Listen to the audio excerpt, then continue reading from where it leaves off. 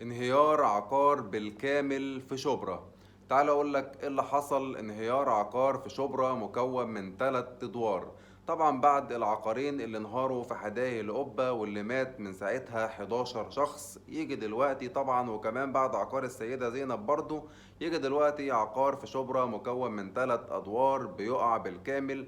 ولكن الحمد لله لغاية دلوقتي ما حصلش اي اصابات لاي حد. الفكرة كلها بس ان 3 عربيات طبعا كانوا واقفين تحت العقار او راكنين، يعني اتدمروا طبعا بالكامل.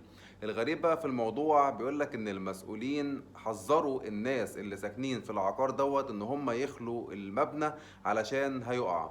طب طالما انتوا عارفين ان هو هيقع، ما تمش ليه الحذر وما تمش ليه ان هو يلحقوه من الاول؟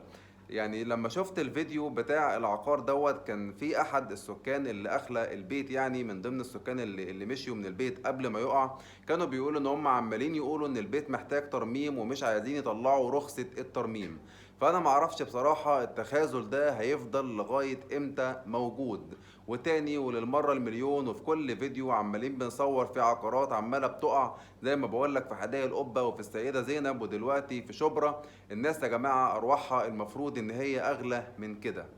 انتوا قولوا لي في كومنتات تاني مين مسؤول المفروض انه يتحاسب عن حاجة زي كده. والمسؤولين لما هم عارفين ان العقار ده هيقع وحذروا الناس ان هم يخلوا البيت، طب ما لحقوش ده من الاول ليه؟